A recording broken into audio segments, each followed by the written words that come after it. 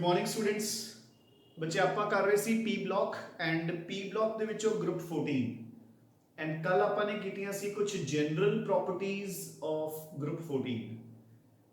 Before we start off with today's lecture ਬੱਚੇ ਮੈਂ ਤੁਹਾਨੂੰ ਇੰਨਾ ਜ਼ਰੂਰ ਕਹੂੰਗਾ ਕਿ ਜੋ ਗਰੁੱਪ 13 ਦਾ ਟੈਸਟ ਸੀ that was not quite up to the mark. ਠੀਕ ਹੈ ਨਾ, ਛੋਟਾ ਜਿਹਾ ਟੈਸਟ ਸੀ, ਜਸਟ 15 ਮਾਰਕਸ, ਤੇ ਉਹਦੇ ਵਿੱਚੋਂ ਵੀ ਬੱਚਿਆਂ ਦੀਆਂ ਬਹੁਤ ਸਾਰੀਆਂ ਮਿਸਟੇਕਸ ਸੀਗੀਆਂ। ਠੀਕ ਹੈ ਨਾ, एंड चलो मिस्टेक्स मैटर नहीं कर रही, मुद्दा इज कि जो मेजर पॉइंट्स है वही मिसिंग है। For example thallous compounds are more stable than thallic. तो मोस्ट ऑफ द स्टूडेंट्स बच्चे रीजन की दे रहे हैं कि नीचे कि थैलियम के case +1 oxidation state is more stable. बच्चे ਉਹਦਾ क्वेश्चन ही है, ਉਹਦਾ रीजन देना ना, तो इनर्ट पेयर इफेक्ट ਆਪਾਂ ਨੂੰ मेंशन करना पड़ेगा ਤੇ ਉਹਨੂੰ ਐਕਸਪਲੇਨ ਕਰਨਾ ਪਊਗਾ। ਹੁਣ ਫॉर ਐਗਜ਼ਾਮਪਲ ਇਸ ਗਰੁੱਪ ਦੇ ਅਕੋਰਡਿੰਗ ਅਗਰ ਆਪਾਂ ਚੱਲੀਏ ਤਾਂ ਅਗਰ ਕੰਪਾਊਂਡ ਆਂਦਾ ਆਪਕਾ ਅਗਰ ਕੁਐਸਚਨ ਆਂਦਾ ਹੈ ਕਿ PbCl4 is more stable then PbCl2 ਜਾਂ PbO2 ਇਜ਼ ਐਨ ਆਕਸੀਡਾਈਜ਼ਿੰਗ ਏਜੰਟ, ਤਾਂ ਆਪਾਂ ਨੂੰ ਮੈਂਸ਼ਨ ਕਰਨਾ ਪਊਗਾ ਨਾ ਕਿ due to inert pair effect ਲੈਟ ਦੀ ਜ਼ਿਆਦਾ ਸਟੇਬਲ ਆਕਸੀਡੇਸ਼ਨ ਸਟੇਟ +2 ਹੈ। ਨਾਲੇ ਬੇਸਿਕ ਵਰਡਸ ਨੂੰ ਜਿੰਨੀ ਦੇਰ ਤੱਕ ਮੈਂਸ਼ਨ ਨਹੀਂ ਕਰਦੇ, ਜਿਹੜਾ ਮੇਜਰ ਵਰਡ ਹੈ, ਹੁਣ ਇਸ ਕੁਐਸਚਨ ਜਿੰਨੀ ਦੇਰ ਤੱਕ ਤੁਸੀਂ ਇਨਰਟ ਪੇਅਰ ਇਫੈਕਟ ਨਹੀਂ ਲਿਖਦੇ ਉਨੀ ਦੇਰ ਤੱਕ ਮਾਰਕਸ ਨਹੀਂ ਮਿਲਣਗੇ ਬੱਚੇ। ਉਹ ਚਾਹੇ ਮੈਂ ਚੈੱਕ ਕਰਨਾ ਹੈ ਚਾਹੇ ਕਿਸੇ ਹੋਰ ਨੇ ਚੈੱਕ ਕਰਨਾ ਹੈ। ਠੀਕ ਹੈ ਨਾ। ਐਂਡ ਸੈਕੰਡਲੀ ਹੁਣ BCl3 is more acidic then BF3, ਤਾਂ ਜਿੰਨੀ ਦੇਰ ਤੱਕ ਬੈਕ ਬੌਂਡਿੰਗ ਮੈਂਸ਼ਨ ਨਹੀਂ ਕਰੋਗੇ ਉਨੀ ਦੇਰ ਤੱਕ ਮਾਰਕਸ ਨਹੀਂ ਮਿਲਣਗੇ। Again bond length in BF4 negative is greater then BF3, again ਜਿੰਨੀ ਦੇਰ ਤੱਕ ਬੈਕ ਬੌਂਡਿੰਗ ਮੈਂਸ਼ਨ ਨਹੀਂ ਕਰੋਗੇ ਕਿ BF3 ਦੇ ਵਿੱਚ ਹਾਈਬ੍ਰਿਡਾਈਜੇਸ਼ਨ ਇਜ਼ sp2 ਉਧਰ sp3, ਉਨੀ ਦੇਰ ਤੱਕ ਮਾਰਕਸ ਨਹੀਂ ਮਿਲਣਗੇ। ਡਾਈਬੋਰੇਨ ਦਾ ਸਟਰਕਚਰ ਬੱਚੇ ਮੈਂ ਤੁਹਾਨੂੰ ਲੈਕਚਰ ਦੇ ਵਿੱਚ ਵੀ ਅਨਾਉਂਸ ਕੀਤਾ ਸੀ ਕਿ ਇਹ ਕੁਐਸਚਨ ਤੁਹਾਨੂੰ ਟੈਸਟ ਦੇ ਵਿੱਚ ਪੱਕਾ ਹੋਊਗਾ, ਫਿਰ ਵੀ ਬੱਚਿਆਂ ਨੇ ਉਸ ਨੂੰ ਪ੍ਰੋਪਰਲੀ ਅਟੈਂਪਟ ਨਹੀਂ ਕੀਤਾ। ਐਂਡ ਜਿੰਨੇ ਵੀ ਕੁਐਸਚਨਸ ਮੈਂ ਤੁਹਾਨੂੰ ਟੈਸਟ ਵਿੱਚ ਪਾਏ ਨੇ ਲਗਭਗ ਉਹੀ ਕੁਐਸਚਨਸ ਮੈਂ ਤੁਹਾਨੂੰ ਹੋਮਵਰਕ ਦੇ ਵਿੱਚ ਦਿੰਨਾ ਹੁੰਦਾ ਸੋਲਵ ਕਰਨ ਲਈ। ਤਾਂ ਬੱਚੇ ਮੇਰੇ ਹਿਸਾਬ ਨਾਲ ਮੈਨੂੰ ਨਹੀਂ ਲੱਗਦਾ ਕਿ ਅਗਰ ਤੁਸੀਂ ਪ੍ਰੋਪਰਲੀ ਲੈਕਚਰਸ ਅਟੈਂਡ ਕਰਕੇ ਤੇ ਫਿਰ ਨੋਟਸ ਪੜ੍ਹ ਕੇ ਤੇ ਫਿਰ ਆਪਣੇ ਆਪ ਹੋਮਵਰਕ ਕਰਦੇ ਹੋ ਤਾਂ ਤੁਸੀਂ ਟੈਸਟ ਵਿੱਚ ਕਿਉਂ ਨਹੀਂ ਲਿਖ ਪਾਓਗੇ। ਠੀਕ ਹੈ ਨਾ, ਤਾਂ ਇਟ ਮੀਨਸ ਤੁਸੀਂ ਹੋਮਵਰਕ 'ਚ ਵੀ ਗੜਬੜ ਕਰਦੇ ਹੀ ਹੋਵੋਗੇ। ਠੀਕ ਹੈ ਨਾ, ਤਾਂ ਦੈਟ ਆਈ ਡੋਂਟ ਵਾਂਟ। ਜੋ ਬੱਚੇ ਤੁਹਾਨੂੰ ਹੋਮਵਰਕ ਦਿੱਤਾ ਜਾਂਦਾ ਹੈ ਉਸ ਨੂੰ ਖੁਦ ਸੋਲਵ ਕਰਿਆ ਕਰੋ। ਐਂਡ ਬੋਰੋਨ ਫੈਮਿਲੀ ਤਾਂ ਸਭ ਤੋਂ ਛੋਟੀ ਫੈਮਿਲੀ ਸੀ, ਸਾਰੇ 4-5 ਦਾ ਪੇਜ ਸੀ ਬੱਚੇ ਨੋਟਸ ਦੇ। ਠੀਕ ਹੈ ਨਾ, ਤੇ ਜੇ ਉਹਨੇ ਨੋਟਸ ਵੀ ਆਪਾਂ ਕਰਕੇ ਟੈਸਟ ਚੰਗੀ ਤਰ੍ਹਾਂ ਪ੍ਰਿਪੇਅਰ ਨਹੀਂ ਕਰ ਸਕਦੇ ਤਾਂ ਦੈਟ ਇਜ਼ ਨਾਟ ਗੁੱਡ। ਠੀਕ ਹੈ, ਹੁਣ ਗਰੁੱਪ 14 ਹੋਊਗਾ। ਠੀਕ ਹੈ, ਇਹ ਵੀ ਕੋਈ ਜ਼ਿਆਦਾ ਵੱਡਾ ਗਰੁੱਪ ਨਹੀਂ ਹੈ, ਕੋਈ ਜ਼ਿਆਦਾ ਔਖਾ ਗਰੁੱਪ ਨਹੀਂ ਹੈ, ਤਾਂ ਇਸ ਦੇ ਵਿੱਚ ਉਹਦੇ ਲਈ ਮੇਕਓਵਰ ਕਰੋ। You should score very good in this. ਠੀਕ ਹੈ ਨਾ, so the test was really not up to the mark. ਠੀਕ ਹੈ, ਮੈਨੂੰ ਪਤਾ ਹੈ ਕਿ ਜਿਹੜੀ ਇਨਆਰਗੈਨਿਕ ਹੈ ਦੈਟ ਇਜ਼ ਕਿ ਲਾਈਕ ਕੰਪੈਰੀਟਿਵਲੀ ਇੱਕ non interesting as compare to physical and organic, but ਬੱਚੇ ਕਰਨੀ ਤਾਂ ਪਏਗੀ, ਵੇਟੇਜ ਤਾਂ ਇਸ ਦੀ ਵੀ ਬਰਾਬਰ ਹੈ।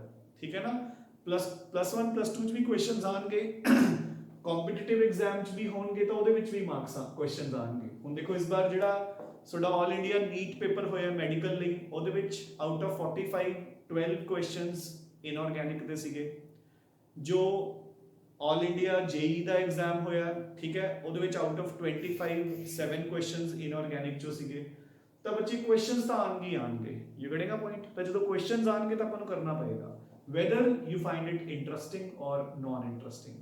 clear now, ਸੋ ਆਪਾਂ ਅੱਜ ਦਾ ਟੌਪਿਕ ਸਟਾਰਟ ਕਰਦੇ ਹਾਂ। ਕੱਲ ਆਪਾਂ ਨੇ ਗਰੁੱਪ 14 ਦੀਆਂ ਕੁਝ ਜਨਰਲ ਪ੍ਰੋਪਰਟੀਜ਼ ਡਿਸਕਸ ਕੀਤੀਆਂ ਸੀ, ਆਪਾਂ ਨੇ ਕੈਟੇਨੇਸ਼ਨ ਤੱਕ ਡਿਸਕਸ ਕਰ ਲਿਆ ਸੀ। And our next topic for today is allotropes of carbon. ਬੱਚੇ ਠੀਕ ਹੈ, ਇੱਕ ਸੈਕਿੰਡ।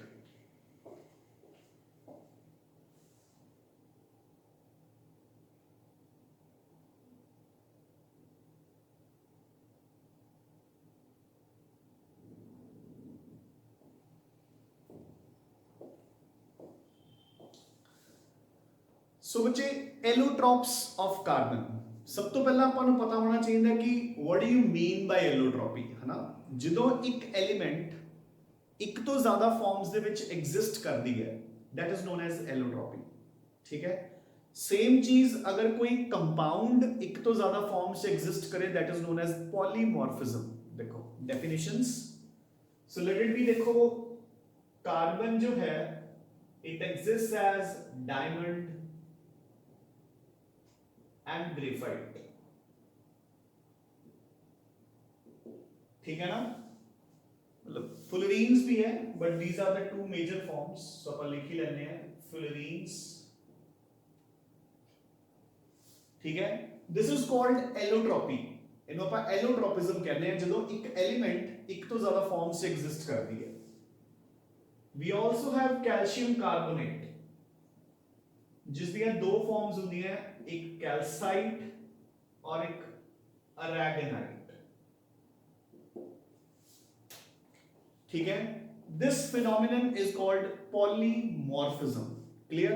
सो एक कंपाउंड अगर बहुत सारी फॉर्म्स मतलब एक तो ज्यादा फॉर्म्स एग्जिस्ट करे तो दैट इज पॉलीमॉर्फिज्म, एंड अगर एक एलिमेंट एक तो ज्यादा फॉर्म्स एग्जिस्ट करे दैट इज कॉल्ड एलोट्रॉपिज्म, क्लियर। अच्छा, एक चीज और, अगर दो तो ज्यादा कंपाउंड्स का स्ट्रक्चर सेम होवे, for example NaCl, KCl, KBr, they all have the same structure, ठीक है। तो then we call it isomorphism, ठीक है। Iso means same, the morph means form, same form या structure. Poly means many, morph means form. So एक compound दिया many forms, एक element दिया many forms, allotropism, clear। Diamond and graphite मैं इकट्ठा cover करूंगा, फुलरीन्स वाले मेजर पॉइंट्स में सुनो अलग तो दस दूंगा, क्लियर। नाउ सो बच्चे अपने पास कार्बन के तीन मेजर एलोट्रॉप्स है, ग्रेफाइट, डायमंड एंड फुलरीन्स। तो एक याद रखना है कि graphite is the most stable form of carbon thermodynamically. What do you mean by thermodynamically, अपना नेक्स्ट चैप्टर है थर्मोडायनेमिक्स, ठीक है। थर्मोडायनेमिक्स एंड इक्विलिब्रियम दो ही चैप्टर अपने फिजिकल दे बचे हुए हैं, ठीक है।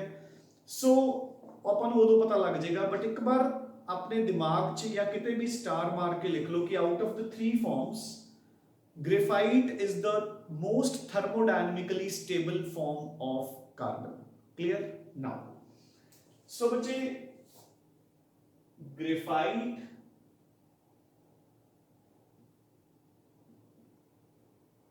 एंड डायमंड दे विच जो मेजर पॉइंट्स ऑफ डिफरेंस है वो की ने बच्चे, है ना। सब तो पहला जो स्ट्रक्चर दे विच एस्पेक्ट है, ग्रेफाइट का एक टू डायमेंशनल स्ट्रक्चर होता है, जबकि diamond it has a 3D network structure.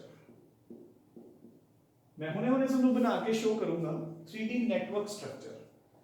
जो ग्रेफाइट है उसदे विच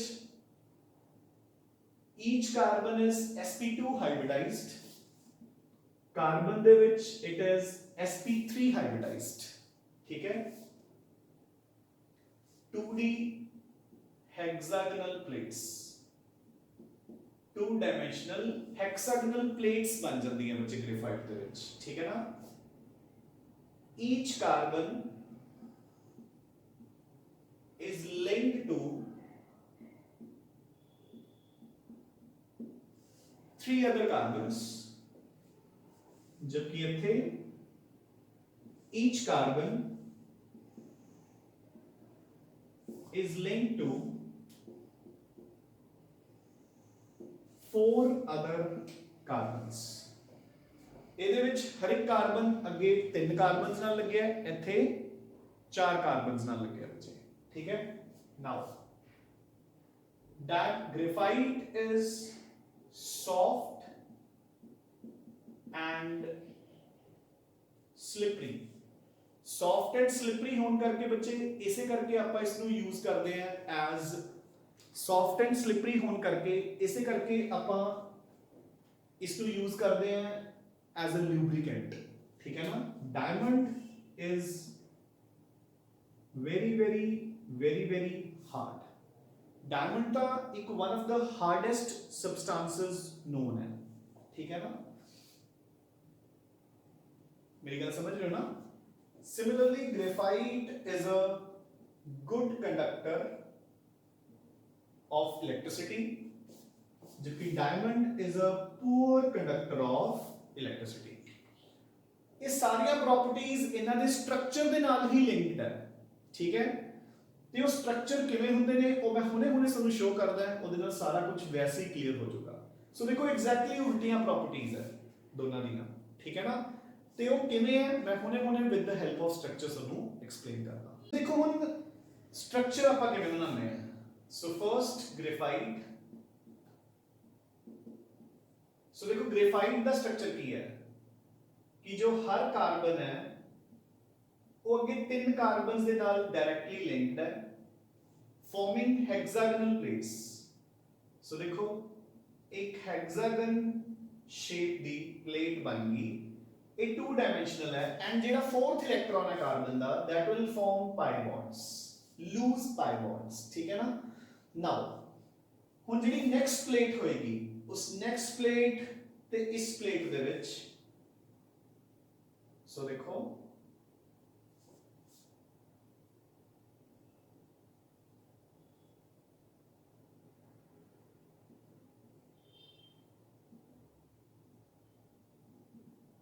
ਡਨ। ਸੋ ਜਿਹੜੀ ਨੈਕਸਟ ਪਲੇਟ ਹੋਏਗੀ ਉਸਦੇ ਤੇ ਇਸ ਦੇ ਵਿੱਚ there will be a gap of 340 ਪਿਕੋਮੀਟਰਸ। ਬੇਸ਼ੱਕ 340 ਪਿਕੋਮੀਟਰਸ ਇੱਕ ਬਹੁਤ ਛੋਟੀ ਜੀ ਵੈਲਿਊ ਹੈ ਬਟ ਕੈਮਿਸਟਰੀ ਦੇ ਵਿੱਚ ਇਹ ਬਹੁਤ ਵੱਡੀ ਵੈਲਿਊ ਹੈ, ਯਾਨੀ ਕਿ ਗੈਪ ਹੈ ਵਿਚਾਲੇ। ਜਦੋਂ ਗੈਪ ਹੈ ਤਾਂ ਇਟ ਮੀਨਸ ਉਹਨੂੰ ਆਪਾਂ ਦੱਬ ਸਕਦੇ ਹਾਂ and that is why it is soft, ਠੀਕ ਹੈ। You getting a point. ਇਸੇ ਕਰਕੇ ਇਹ ਸੌਫਟ ਹੈ, ਸਲਿਪਰੀ ਹੈ। ਗੈਪ ਹੈ ਤਾਂ they can easily slip past one another. ਤਾਂ ਕਰਕੇ ਜਦੋਂ ਆਪਾਂ ਗ੍ਰੇਫਾਈਟ ਨੂੰ ਐਜ਼ ਅ ਲਿਊਬਰੀਕੈਂਟ ਯੂਜ਼ ਕਰਦੇ ਆ ਮਸ਼ੀਨਸ ਦੇ ਵਿੱਚ, ਦੇਖੋ ਲਿਊਬਰੀਕੈਂਟ ਦਾ ਰੋਲ ਹੀ ਕੀ ਹੁੰਦਾ ਬੱਚੇ ਕਿ ਜਿਹੜੇ ਮਸ਼ੀਨ ਪਾਰਟਸ ਨੇ ਉਹ ਆਪਸ ਚ ਰਗੜ ਨਾ ਮਾਰਨ। ਤਾਂ ਜਦੋਂ ਵਿਚਾਲੇ ਗ੍ਰੇਫਾਈਟ ਹੋਏਗਾ ਇਹਦੇ ਲੇਅਰਸ ਆਏ ਸਲਿਪ ਪਾਸਟ ਕਰੀ ਜਾਣਗੇ ਤੇ ਜਿਹੜੀ ਰਗੜ ਹੈ ਉਹ ਆਪਣੀ ਮਸ਼ੀਨਰੀ ਨੂੰ ਨਹੀਂ ਲੱਗੇਗੀ। You getting a point. Now carbon ਦੇ ਕਿੰਨੇ ਸਿਗਮਾ ਬੌਂਡਸ ਹੈ 1 2 3। ਸੋ ਕਾਰਬਨ ਦੀ ਹਾਈਬ੍ਰਿਡਾਈਜੇਸ਼ਨ ਬੱਚੇ ਆਪਣੇ ਕੋਲ ਕਿੰਨੀ ਹੋਈ sp2, ਠੀਕ ਹੈ। ਐਂਡ ਜਦੋਂ ਤੁਸੀਂ ਇਸ ਨੂੰ ਇਲੈਕਟ੍ਰਿਕ ਫੀਲਡ 'ਚ ਰੱਖੋਗੇ ਬੱਚੇ ਤਾਂ ਜਿਹੜੇ ਆਹ ਲੂਜ਼ਲੀ ਹੈਲਡ ਪਾਈ ਇਲੈਕਟ੍ਰॉन्स ਹਨ they will start moving towards the positive end of the plate and the conduction of electricity will start, and graphite hence is a good conductor of electricity. You getting a point? ਹੁਣ ਅਗਰ ਮੈਂ ਇਹੀ structure diamond ਦਾ ਬਣਾਵਾਂ ਤਾਂ ਬੱਚੇ diamond 'ਚ ਕੀ ਹੁੰਦਾ ਦੇਖੋ ਕਿ ਹਰ ਇੱਕ ਕਾਰਬਨ ਅੱਗੇ 4 ਕਾਰਬਨਸ ਨਾਲ ਲਿੰਕਡ ਹੈ forming a tetrahedral structure, ठीक है। सो कार्बन की हाइब्रिडाइजेशन कितनी होगी sp3। चारों दे चारों electrons are shared and shared in strong sigma bonds. ਤਾਂ ਕਰਕੇ ਜਦੋਂ ਤੁਸੀਂ ਇਸ ਨੂੰ ਇਲੈਕਟ੍ਰਿਕ ਫੀਲਡ 'ਚ ਰੱਖੋਗੇ ਕੋਈ ਇਲੈਕਟ੍ਰਿਸਿਟੀ ਕੰਡਕਟ ਨਹੀਂ ਹੋਊਗੀ। ਨਾਓ ਸੋ ਦੇਖੋ ਇਸ ਦਾ ਇੱਕ ਬੌਂਡ ਆਲਰੇਡੀ ਬਣਿਆ ਹੋਇਆ ਹੈ, ਤਿੰਨ ਇਸਨੇ ਹੋਰ ਬਣਾ ਲਏ। ਇਸ ਦਾ ਇੱਕ ਬਣਿਆ ਹੋਇਆ ਹੈ, ਇੱਕ ਇੱਧਰ ਤੇ ਤਿੰਨ ਹੋਰ and similarly ऐदा। So ਅੱਗੇ ਦੀ ਬੱਚੇ ਲਿੰਕਡ ਹੋਈ ਜਾਣਗੇ and each carbon will be at the center of a regular tetrahedron. You getting a point? This is the structure of diamond, ठीक है। So इसी करके देखो ਅੱਗੇ ਦੀ लिंक होके एक 3 dimensional cross networked structure बन जाएगा बच्चे, ठीक है ना। ਅੱਗੇ ਦੀ ਅੱਗੇ ਆਪਸ ਚ ਲਿੰਕ ਹੋ ਕੇ ਇੱਕ 3 dimensional cross networked structure ਬਣ ਜਾਏਗਾ which will be very hard. You getting a point? And that is why diamond is the hardest substance known with a melting point of 3843 Kelvin, 3843 Kelvin बच्चे, ठीक है ना। सो बहुत ज्यादा मेल्टिंग पॉइंट है diamond का। ते एंड कोई भी इलेक्ट्रॉन फ्री नहीं है, तो इसको इलेक्ट्रिक फील्ड से रखोगे कुछ नहीं होगा, ठीक है ना। So that is why it is a poor conductor of electricity, ठीक है। So these are the basic differences between diamond and graphite and explained with the help of the structure. बाकी तुसी नोट्स विच रीड आउट कर सकते हो। Now we shall move on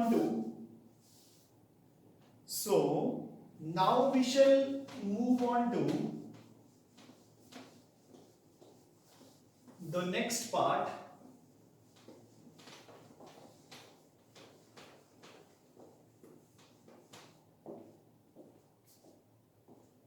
so bache the third allotrop of carbon is fullerene.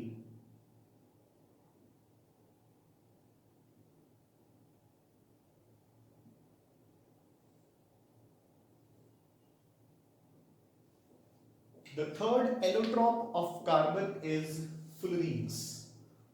Clear? ਹੁਣ ਦੇਖੋ ਬੱਚੇ, जो fullerenes ने मैं ਤੁਹਾਨੂੰ basic differences ਦੱਸ ਦੂੰਗਾ ਦੋਨਾਂ ਵਿੱਚੋਂ। So fullerenes ਦੇ ਵਿੱਚ ਵੀ carbons are sp2 hybridized, ठीक है। ਇਹਨਾਂ ਦਾ structure is smooth structure the diamond ਦਾ ਹੁੰਦਾ ਹੈ, ਨਾ ਹੀ graphite ਦਾ ਹੁੰਦਾ ਹੈ। So ਇਹਨਾਂ ਦਾ structure is very smooth and they are soluble in organic solvents, soluble in organic solvents। Basically fullerenes ਦਾ ਸਟਰਕਚਰ ਕਿਸ ਤੋਂ ਬਣਿਆ ਹੁੰਦਾ ਬੱਚੇ? ਦੇਖੋ ਇਹਦੇ ਵਿੱਚ ਹਾਂ ਕਾਰਬਨਸ ਦੀ ਗਿਣਤੀ ਕਿੰਨੀ ਹੁੰਦੀ ਹੈ?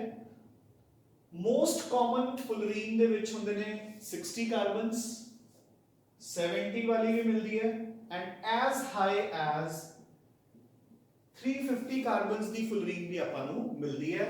But most common is this, ਜਿਸ ਨੂੰ ਆਪਾਂ ਕਹਿੰਦੇ ਆ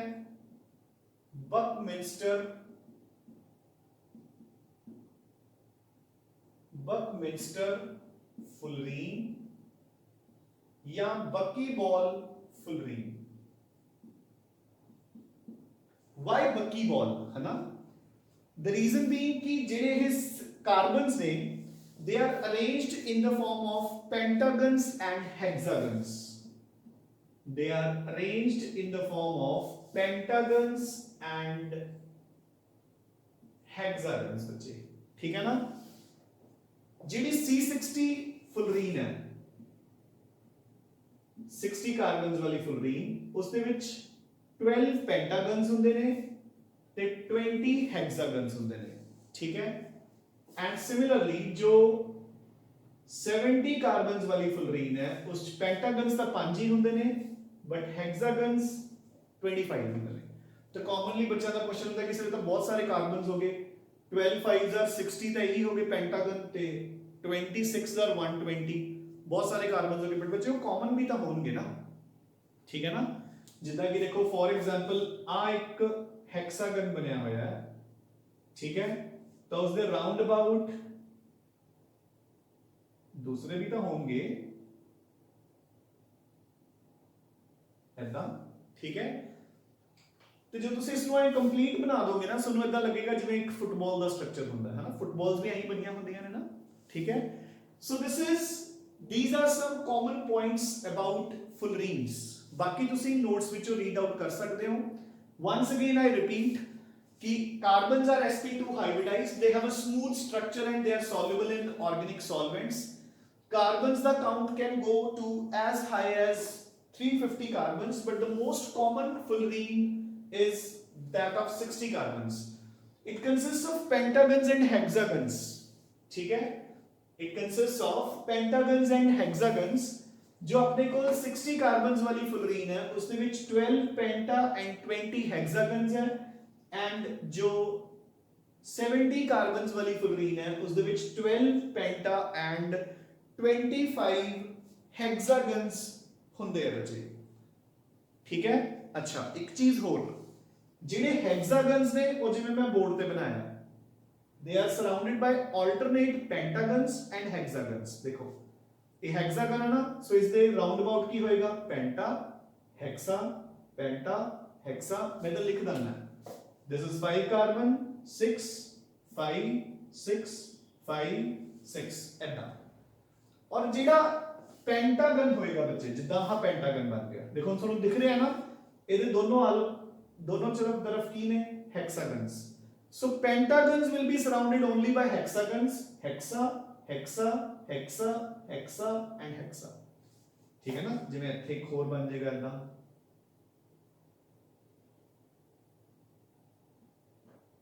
and similarly ਇੱਥੇ and so on। समझ गए ना। So hexagon they round about alternatively penta hexa penta hexa penta. So ਆਪਾਂ ਇਦਾਂ ਲਿਖਾਂਗੇ, ਇੱਕ ਹੈਕਸਾਗਨ ਜਿੱਥੇ ਹੋਏਗਾ ਉਹਦੇ round about penta hexa penta hexa penta hexa. और अगर जिथे पेंटागन होएगा that will be surrounded only by hexagons, ठीक है ना। इस तरीके नाल ਰਫ ਚ ਲਿਖ ਲਿਓ ਤਾਂ ਕਿ ਆਪਾਂ ਨੂੰ ਯਾਦ ਕਰਨਾ ਈਜ਼ੀ ਹੁੰਦਾ ਬੱਚੇ, ਠੀਕ ਹੈ ਨਾ। And it will have a football like structure. I hope fine. So this completes your allotropes of carbon bache. Clear? Now, so the next topic in your notes जो discussed है that is uses of carbon. So अपन सब नु पता है कि carbon किथे किथे use होता है। मैं just एक बार सुनो notes चो read out करवा देना uses, ठीक है ना। So अपन carbon दिया uses तो सब नु पता है। देखो the first use mentioned is कि it is used as a standard in atomic mass measurements। ਜਦੋਂ ਆਪਾਂ ਨੇ ਪਹਿਲਾ ਚੈਪਟਰ ਕੀਤਾ ਸੀ, ਆਪਾਂ ਨੇ ਕੀਤਾ ਸੀ ਨਾ ਉਹਦੇ ਵਿੱਚ ਕਿ ਜਿੰਨੇ ਵੀ ਆਪਣੇ atomic and molecular masses ਹੈ they are calculated taking carbon 12 as a standard, ਠੀਕ ਹੈ। next carbon 14 ਬਾਰੇ ਦੱਸਿਆ ਗਿਆ ਬੱਚੇ। carbon 14 ਇੱਕ radioactive isotope ਹੈ ਜਿਸ ਨੂੰ ਆਪਾਂ use ਕਰਦੇ ਹਾਂ in carbon dating method to calculate the ages of पुराने ट्रीज या होर मॉर्फोलॉजिकल सैंपल्स, ठीक है ना। नेक्स्ट डायमंड डिस्कस्ड है। सो डायमंड दिया यूजेस सबको पता है। First of all ornamental, it is a gemstone. दूसरा it is used for cutting and drilling purposes. जिदा एक कहावत बनी हुई है ना, डायमंड कट्स डायमंड। ਤਾਂ ਜਿਹੜੇ ਇਹ ਹਾਰਡੈਸਟ ਆਫ ਦ ਸਬਸਟੈਂਸਸ ਨੇ ਇਹੀ ਇੱਕ ਦੂਸਰੇ ਨੂੰ ਕੱਟ ਸਕਦੇ ਨੇ, ਹੋਰ ਕੋਈ ਕੱਟ ਵੀ ਨਹੀਂ ਸਕਦਾ ਇਹਨਾਂ ਨੂੰ, ਠੀਕ ਹੈ ਨਾ। Next graphite. सो ग्रेफाइट दिया यूजेस सब नु पता है। Good conductor of electricity, so it is used in electrical cells, electrochemical cells वगैरह, ठीक है ना। Next charcoal. बच्चे चारकोल अपन नु +2 चाहोगी ये use JD 5th point discussed है कि it is used as an एडसॉर्बेंट।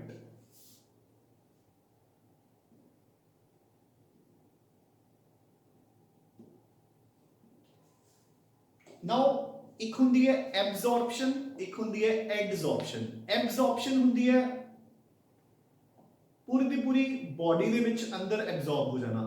एडसॉर्ब हुंदा है सिर्फ सरफेस दे ऊपर लगना, ठीक है ना। So charcoal is used as a very good absorbent. वो हवा चो मॉइस्चर वगैरह, नमी वगैरह सब एब्जॉर्ब कर लैंदा है।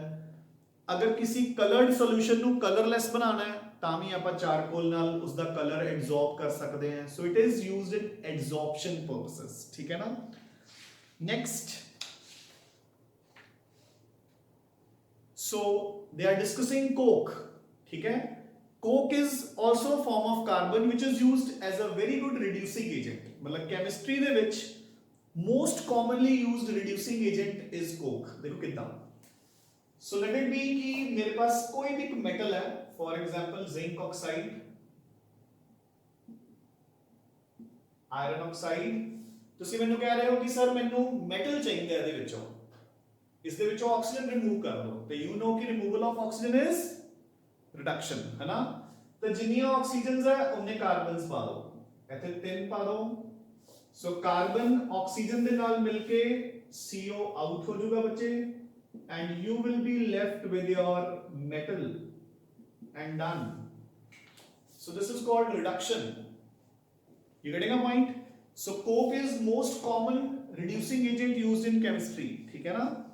Next is carbon black. Carbon black की ਹੁੰਦਾ ਬੱਚੇ ਦੇਖੋ ਜਿੱਥੇ ਅਨਬਰਨਡ ਕਾਰਬਨ ਬਚਦਾ ਹੋਵੇ, ਹਨਾ। ਦੇਖੋ ਜਿਵੇਂ ਹੁਣ ਚਿਮਨੀਜ਼ ਵਗੈਰਾ ਹੁੰਦੀਆਂ ਨੇ, ਅੱਜਕੱਲ ਸਮੋਕਲੈਸ ਚਿਮਨੀਜ਼ ਆਉਂਦੀਆਂ, ਤੁਹਾਨੂੰ ਸਭ ਨੂੰ ਪਤਾ ਹੋਏਗਾ, ਠੀਕ ਹੈ। तो स्मोकलेस चिमनीज चो की करते हैं कि जेड़ा धुआं हुंदा है अनबर्नड कार्बन। देखो धुआं बेसिकली की है ना, स्मोक की हुंदा है जेड़ा कि अनबर्नड कार्बन हुंदा है।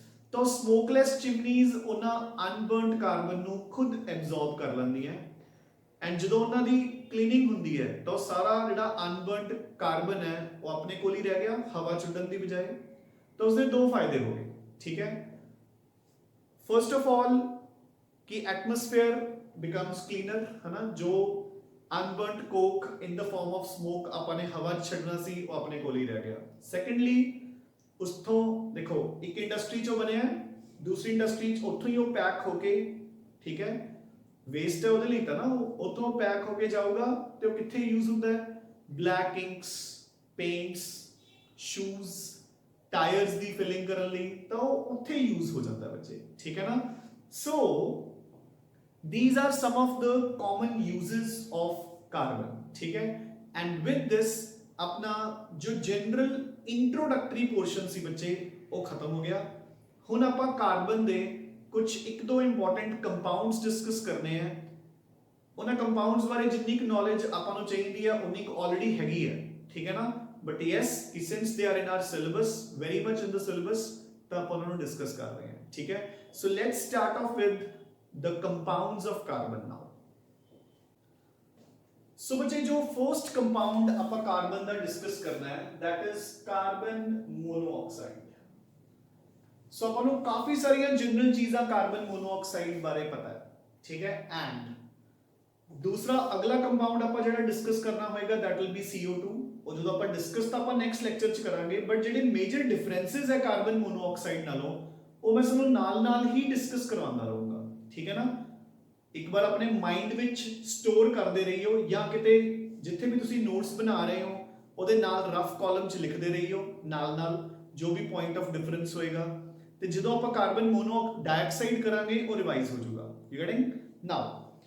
सो first point is its preparation, ठीक है।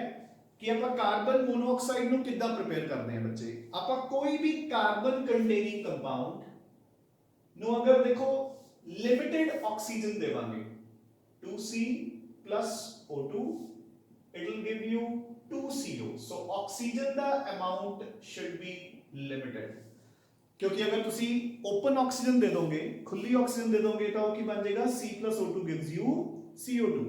सो कोई भी कार्बन कंटेनिंग कंपाउंड चाहे कार्बन चाहे हाइड्रोकार्बन कुछ भी ਉਹਨੂੰ अगर तुसी लिमिटेड अमाउंट ऑफ ऑक्सीजन दोगे तो that will get converted into carbon monoxide. अगर तुसी इथे एक्सेस ऑक्सीजन लिख देंगे तो की बन जाएगा CO2। सिमिलरली और मेरे पास मीथेन है, अगर मैं इथे एक्सेस O2 लिखूंगा तो मेरे प्रोडक्ट्स होंगे CO2 प्लस वाटर, बट अगर इथे हो जाएगा लिमिटेड तो it will be CO plus water. You getting the point. So this is the first preparation. By combustion of carbon या carbon containing compounds in a limited amount of air या oxygen। second is बच्चे lab method। ਆਪਾਂ lab ਦੇ ਵਿੱਚ carbon monoxide ਕਿਵੇਂ prepare ਕਰਦੇ ਹਾਂ। ਆਪਾਂ formic acid ਲੈਣੇ ਆ। so this is your formic acid। ਆਪਾਂ ਨੂੰ clearly ਦਿਖ ਰਿਹਾ ਕਿ ਮੈਂ ਇਸ ਦੇ ਵਿੱਚੋਂ ਅਗਰ HHO remove ਕਰ ਦਵਾਂ water out, so ਮੇਰੇ ਕੋਲ ਕੀ ਬਚ ਗਿਆ ਬੱਚੇ CO carbon monoxide. You getting a point. Carbon monoxide बच गई, H2O बाहर निकल गया, दिस इज कॉल्ड वाटर बाहर निकलना की ਹੁੰਦਾ है डिहाइड्रेशन। ਤੇ ਆਪਾਂ ਪਹਿਲਾਂ ਵੀ कर चुके कि common dehydrating agent in chemistry is H2SO4, very important, ठीक है। सो H2SO4 पानी बाहर निकालने ਦੇ ਕੰਮ ਆਉਂਦਾ ਬੱਚੇ, ठीक है। Next number 3 industry method. So अब हम मैन्युफैक्चरिंग कमर्शियली कितना प्रिपेयर करते हैं कार्बन मोनोऑक्साइड नु। What we do is we take coke ते ਆਪਾਂ ਉਸ ਨੂੰ ट्रीट करते हैं विद स्टीम, क्योंकि नॉर्मल पानी ਨਾਲ ਤਾਂ ਬੱਚੇ ਕਾਰਬਨ ਦੀ ਰਿਐਕਸ਼ਨ ਹੀ ਨਹੀਂ ਹੋਊਗੀ। ਆਪਾਂ स्टीम ਦੀ ਫਾਰਮ ਚ ਲੈਨੇ ਆ, ਹਾਈਡਰੋਜਨ ਆਊਟ ਹੋ ਜਾਏਗੀ। देखो carbon and oxygen will combine to give carbon monoxide। clear, done, I hope done, ठीक है।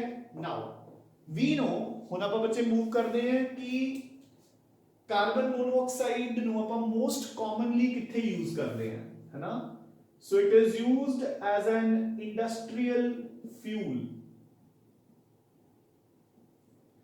ਤੁਸੀਂ नेम सुने होंगे दो गैसेस दे, एक water gas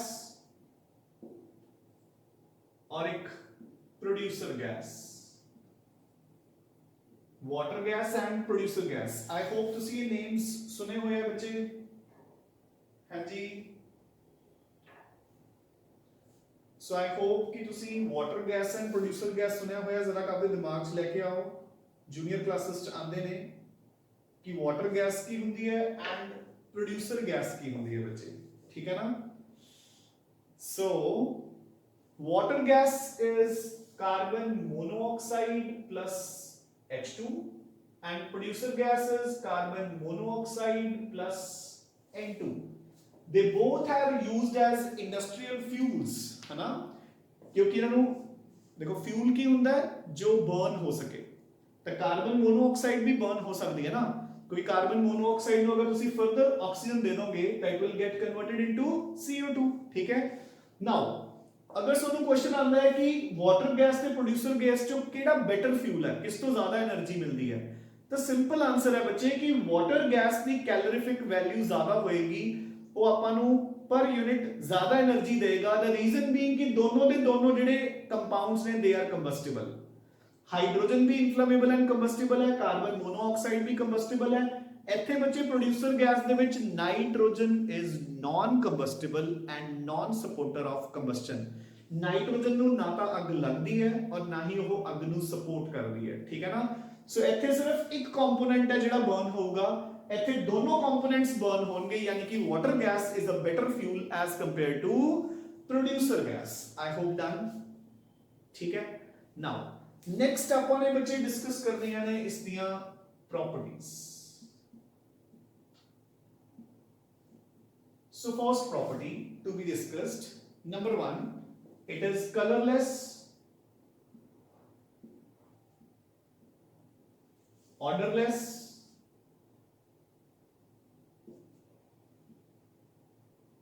combustible, burns with blue color the flame। जो flame ਦਾ color है वो की हो जाता बच्चे blue, ठीक है। ਹੁਣ देखो CO2 नालों पहला डिफरेंस, CO2 भी कलरलेस, ऑर्डरलेस, बट एक कंबस्टिबल है। क्यों? क्योंकि of course A further oxygen नाल कंबाइन करके CO2 बन जूगी, जबकि CO2 is a non supporter of combustion, बल्कि बच्चे CO2 is a component of fire extinguishers. ਜਦੋਂ ਆਪਾਂ ਸ਼ਾਪਿੰਗ ਮਾਲਸ ਕਿਸੇ ਵੱਡੀ ਥਾਂ ਤੇ ਇਦਾਂ ਜਾਂਦੇ ਆ ਤਾਂ ਉੱਥੇ ਫਾਇਰ ਐਕਸਟਿੰਗੁਇਸ਼ਿੰਗ ਦੇ ਸਿਲੰਡਰਸ ਲੱਗੇ ਹੁੰਦੇ ਆ ਨਾ, those cylinders they contain CO2, you getting a point? So CO2 is non-combustible and non-supporter of combustion, बल्कि वो तो अग बुझाने दे काम आती है, जबकि CO is combustible। Clear? Now number 2, slightly lighter than air। ਆਪਾਂ ਨੇ ਕੀ ਕਿਹਾ ਸੀ, ਤੁਹਾਨੂੰ याद होगा कि एयर ਦੇ ਵਿੱਚ ਮੇਨਲੀ ਕੌਣ ਹੁੰਦਾ ਹੈ, ਨਾਈਟ੍ਰੋਜਨ ਤੇ ਆਕਸੀਜਨ। ਨਾਈਟ੍ਰੋਜਨ ਦਾ ਐਟੋਮਿਕ ਮਾਸ ਕਿੰਨਾ ਹੈ 28, ਆਕਸੀਜਨ ਦਾ 32, ਤਾਂ ਕਰਕੇ 에ਅਰ ਦਾ ਐਵਰੇਜ ਮਾਸ ਜੋ ਹੁੰਦਾ ਹੈ that is somewhere around 28.8 grams, ਤੇ ਕਾਰਬਨ ਮੋਨੋਆਕਸਾਈਡ ਦਾ ਕਿੰਨਾ ਬਣਿਆ 28 grams। so it is slightly lighter than air, ਕੋਈ ਰੱਟਾ ਮਾਰਨ ਵਾਲੀ ਗੱਲ ਨਹੀਂ। ਹੁਣ CO2 ਤਾਂ ਤੁਹਾਨੂੰ ਪਤਾ ਚੱਲ ਹੀ ਗਿਆ। So CO2 ਦਾ ਮਾਸ ਕਿੰਨਾ ਹੁੰਦਾ ਹੈ 44 grams, ਉੱਥੇ ਆਪਾਂ ਕੀ ਪੜਾਂਗੇ it is heavier than air, getting? now next, third point of difference, it is neutral towards litmus। again a point of difference, जो कार्बन डाइऑक्साइड ਹੁੰਦੀ ਹੈ ਬੱਚੇ, कार्बन डाइऑक्साइड is acidic। ਜਦੋਂ ਤੁਸੀਂ ਉਸ ਨੂੰ ਪਾਣੀ ਦੇ ਵਿੱਚ ਮਿਕਸ ਕਰਦੇ ਹੋ, ਠੀਕ ਹੈ, जो ਤੁਸੀਂ ਉਸ ਨੂੰ एक मिनट रुके,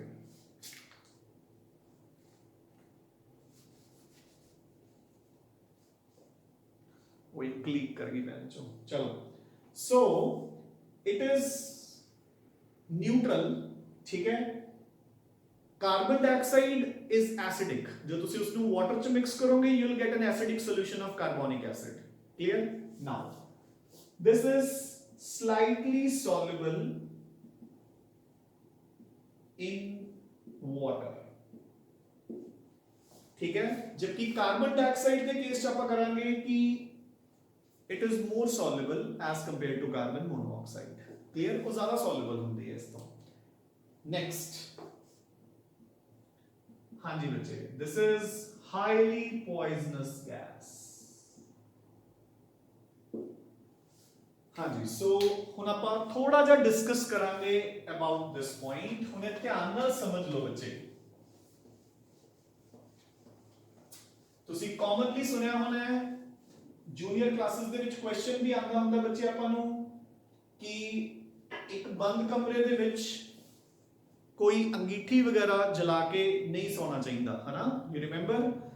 ਤਾਂ ਉਸ ਦਾ ਰੀਜ਼ਨ ਕੀ ਹੁੰਦਾ ਹੈ ਕਿ ਜਿਵੇਂ ਜਿਵੇਂ ਰੂਮ ਦੇ ਵਿੱਚ ਆਕਸੀਜਨ ਦੀ ਕਮੀ ਹੁੰਦੀ ਰਹਿੰਦੀ ਹੈ, ਉੱਦਾਂ ਜਿਹੜਾ ਕੋਲ ਉਸ ਦੇ ਵਿੱਚ ਮੱਚ ਰਿਹਾ ਹੈ ਅੰਗੀਠੀ ਦੇ ਵਿੱਚ, ਉਸ ਦੀ ਕੰਬਸਸ਼ਨ ਕੀ ਹੋਣ ਲੱਗ ਜਾਂਦੀ ਹੈ, ਇਨਕੰਪਲੀਟ। ਐਂਡ ਜੋ ਰੂਮ ਦੇ ਵਿੱਚ ਕਾਰਬਨ ਡਾਈਆਕਸਾਈਡ ਦੀ ਜਗ੍ਹਾ ਤੇ ਕੀ ਰਿਲੀਜ਼ ਹੋਣ ਲੱਗ ਜਾਂਦਾ ਹੈ, ਕਾਰਬਨ ਮੋਨੋਆਕਸਾਈਡ। ਤੇ ਕਾਰਬਨ ਮੋਨੋਆਕਸਾਈਡ ਬੜੀ ਈਜ਼ੀਲੀ ਹਵਾ ਦੇ ਵਿੱਚ ਡਿਸੋਲਵ ਕਰੂਗੀ। ਦੇਖੋ ਬੱਚੇ ਧਿਆਨ ਨਾਲ ਲੌਜੀਕ ਨੂੰ ਸਮਝੋ। ਦੇਖੋ let it be the bed is here, ਠੀਕ ਹੈ, ਐਂਡ ਜੋ ਵੀ ਆਪਾਂ ਨੇ ਅੰਗੀਠੀ ਵਗੈਰਾ ਬਾਲੀ ਹੋਈ ਹੈ, ਠੀਕ ਹੈ ਨਾ, ਉਹ ਇੱਥੇ ਹੈ, and the room is closed, ਠੀਕ ਹੈ। ਡਾਇਗਰਾਮ ਬਹੁਤ ਜ਼ਿਆਦਾ ਰਫ ਹੈ ਨਾ, ਬਟ ਆਪਾਂ ਲੌਜੀਕ ਸਮਝਣਾ ਹੈ। ਤਾਂ ਦੇਖੋ ਜਿੰਨੀ ਦੇਰ ਤੱਕ ਇਸ ਨੂੰ ਪ੍ਰੋਪਰ ਆਕਸੀਜਨ ਮਿਲ ਰਹੀ ਹੈ, CO2 ਬਰਨ ਹੋ ਰਹੀ ਹੈ, ਤੇ CO2 ਬੱਚੇ ਫੈਲਦੀ ਨਹੀਂ ਹੁੰਦੀ ਜ਼ਿਆਦਾ। ਰੀਜ਼ਨ ਬੀਇੰਗ 에ਅਰ ਦਾ ਮਾਸ ਹੈ 28 ਗ੍ਰਾਮਸ, 28.8, ਤੇ ਜਦਕਿ CO2 ਦਾ ਮਾਸ ਹੈ 44 ਗ੍ਰਾਮਸ। ਉਹ ਤਾਂ ਸਾਈਡਾਂ ਤੇ ਹੀ ਰਹਿੰਦੀ ਰਹੂਗੀ, ਉੱਥੇ ਹੀ ਰਹੂਗੀ, ਉਹ ਜ਼ਿਆਦਾ ਨਹੀਂ ਮਤਲਬ ਡਿਫਿਊਜ਼ ਕਰੂਗੀ। ਸੋ ਇਸ ਲਈ ਕੋਈ ਪ੍ਰੋਬਲਮ ਨਹੀਂ ਆਊਗੀ। And moreover CO2 is non poisonous. ਜਿੱਥੇ ਤੁਸੀਂ ਪੋਇਜ਼ਨਸ ਲਿਖਿਆ ਨਾ, ਉੱਥੇ ਨॉन ਪੋਇਜ਼ਨਸ ਕਰ ਲਓ। CO2 is non poisonous. Carbon monoxide is highly poisonous, CO2 is non poisonous. ਉਹ ਵੀ ਮੈਂ ਦੱਸਦਾ ਕਿਉਂ, ਠੀਕ ਹੈ। ਸੋ ਹੁਣ ਜਿਵੇਂ ਜਿਵੇਂ ਇਸ ਰੂਮ ਦੀ ਆਕਸੀਜਨ ਖਤਮ ਹੁੰਦੀ ਜਾ ਰਹੀ ਹੈ, ਡਿਕਰੀਜ਼ ਹੁੰਦੀ ਜਾ ਰਹੀ ਹੈ, ਇਸ ਦੇ ਵਿੱਚੋਂ ਕਾਰਬਨ ਮੋਨੋਆਕਸਾਈਡ ਨਿਕਲਣੀ ਸਟਾਰਟ ਹੋ ਜੂਗੀ। ਐਂਡ ਕਾਰਬਨ ਮੋਨੋਆਕਸਾਈਡ ਆਪਾਂ ਨੇ ਪਹਿਲੇ ਹੀ ਕਹਿਤਾ ਕਿ it is lighter than air, ਤਾਂ ਉਹ ਫੈਲੂਗੀ and it will spread. So ਜੋ ਵੀ ਪਰਸਨ ਇੱਥੇ ਲੇਟਿਆ ਹੋਇਆ ਹੈ, ਉਹ ਜਦੋਂ ਇਨਹੇਲ ਕਰੇਗਾ ਤਾਂ ਹੁਣ ਹਵਾ ਦੇ ਵਿੱਚ ਉਹਦੇ ਅੰਦਰ CO ਵੀ ਜਾਏਗੀ, ਕਾਰਬਨ ਮੋਨੋਆਕਸਾਈਡ। ਐਂਡ ਯਾਦ ਰੱਖਣਾ ਬੱਚੇ ਕਿ ਜੋ ਕਾਰਬਨ ਮੋਨੋਆਕਸਾਈਡ ਹੈ, ਉਸ ਦੀ ਕੰਬਾਈਨਿੰਗ ਕੈਪੈਸਿਟੀ ਵਿਦ ਹਿਊਮਨ ਬਲੱਡ, ਆਪਾਂ ਨੂੰ ਪਤਾ ਨਾ, ਜਦੋਂ ਆਪਾਂ 에ਅਰ ਇਨਹੇਲ ਕਰਦੇ ਆ ਤਾਂ ਆਕਸੀਜਨ ਆਪਣੇ ਬਲੱਡ ਦੇ ਨਾਲ, ਹੀਮੋਗਲੋਬਿਨ ਦੇ ਨਾਲ ਮਿਲ ਕੇ ਅੱਗੇ ਬਾਡੀ ਪਾਰਟਸ ਜਾਂਦੀ ਹੈ, ਜਿਹਦੇ ਨਾਲ ਆਪਣੀ ਬਾਡੀ ਕੰਮ ਕਰਦੀ ਹੈ। ਤਾਂ ਕਾਰਬਨ ਮੋਨੋਆਕਸਾਈਡ ਦੀ ਜਿਹੜੀ ਕੰਬਾਈਨਿੰਗ ਕੈਪੈਸਿਟੀ ਹੈ with human blood, it is 500 times more as compare to oxygen, ਠੀਕ ਹੈ। The combining capacity of carbon monoxide is 500 times more as compared to oxygen. So ਜੇ ਮੈਂ ਹਵਾ ਦੇ ਵਿੱਚ O2 ਵੀ ਇਨਹੇਲ ਕਰ ਰਹੇ ਹਾਂ ਤੇ ਕਾਰਬਨ ਮੋਨੋਆਕਸਾਈਡ ਵੀ ਇਨਹੇਲ ਕਰ ਰਹੇ ਹਾਂ, ਤਾਂ ਮੇਰੇ ਬਲੱਡ ਦੇ ਨਾਲ ਕੌਣ ਜਾ ਕੇ ਮਿਲੂਗਾ, ਕਾਰਬਨ ਮੋਨੋਆਕਸਾਈਡ। ਤੇ ਜਦੋਂ ਕਾਰਬਨ ਮੋਨੋਆਕਸਾਈਡ ਮਿਲੂਗੀ, ਉਹੀ ਟਰਾਂਸਪੋਰਟ ਹੋਊਗੀ, O2 ਤਾਂ ਇਦਾਂ ਦੀ ਇਦਾਂ ਬਾਹਰ ਆਉਂਦੀ ਜਾਊਗੀ।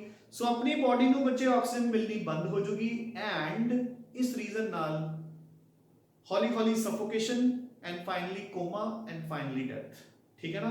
so this is the effect of carbon monoxide. ਅੱਛਾ, no doubt ਕਿ ਤੁਸੀਂ ਇਹ ਵੀ ਸੁਣਿਆ ਹੋਣਾ ਕਿ ਰਾਤ ਨੂੰ ਪੇੜਾਂ ਦੇ ਨੀਚੇ ਨਹੀਂ ਸੌਣਾ ਚਾਹੀਦਾ, ਠੀਕ ਹੈ ਨਾ।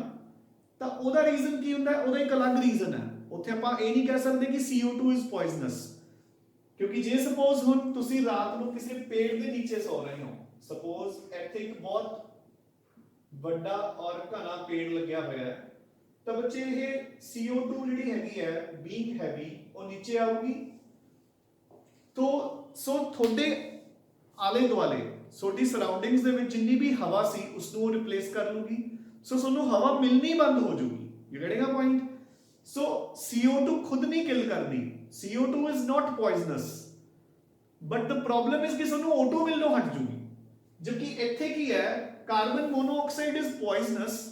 Its combining capacity with oxygen, with hemoglobin of blood, is 500 times as compared to oxygen. ਤਾਂ ਕਰਕੇ carbon monoxide is a highly poisonous gas.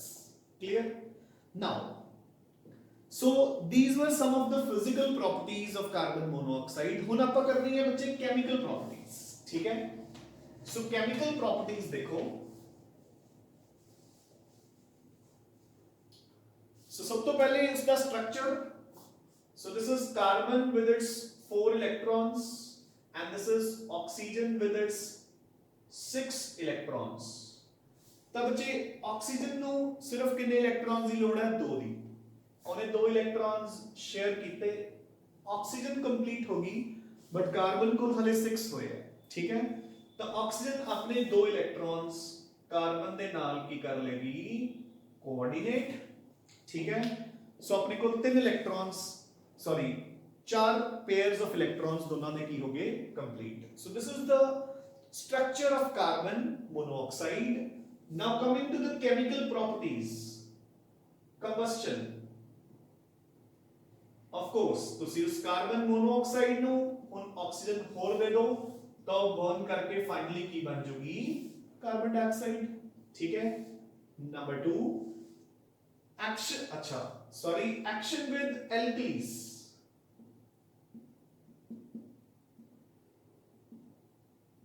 ਸੋ ਅਗਰ ਤੁਸੀਂ ਕੋਈ ਬੇਸ ਦਿਓਗੇ ਤਾਂ ਆਪਣੇ ਕੋਲ salt of formic acid बन जाएगा सो देखो HCOO Na सो की बन गया sodium format so this is sodium format ठीक है next third it is a very good reducing agent so बच्चे जिन्हें अपन ने कोक कीता सी हुने अपन ने कोक कीता ना कि carbon coke is a very good reducing agent and the carbon monoxide is also very good reducing agent देखो मैं दो रिएक्शंस लिखियां सी ZnO ते Fe2O3 plus coke plus 3 moles of coke मेरे को बन गया सी zinc plus carbon monoxide 2Fe plus 3CO यही सीगा ना ये दोनों रिएक्शंस कार्बन मोनोऑक्साइड खुद भी कर सकती है बस सेम ते आउट की हो जाएगा CO2 clear I hope done ठीक है so carbon monoxide is used as a very good reducing agent बच्चे ठीक है ना next and last reaction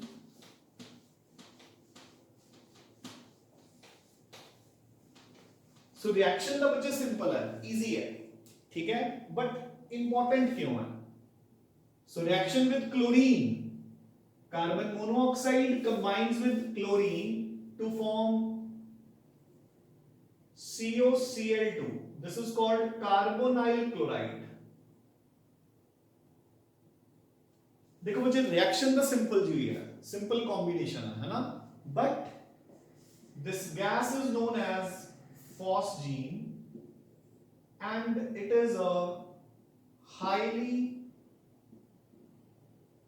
poisonous gas ठीक है ना phosgene is a highly poisonous gas जिसको अपन केमिकली बोलते हैं carbonyl chloride its name is phosgene and it is highly poisonous ठीक है so this completes everything about carbon monoxide ठीक है बच्चे कल ਆਪਾਂ ट्राई करांगे कि ਆਪਾਂ ग्रुप 14 कंप्लीट कर दिए होपफुली ठीक है ना बहुत टाइम हो गया इनऑर्गेनिक करते हुए and now we'll complete it कल ਆਪਾਂ कार्बन डाइऑक्साइड तो स्टार्ट करना है एक सेकंड बच्चे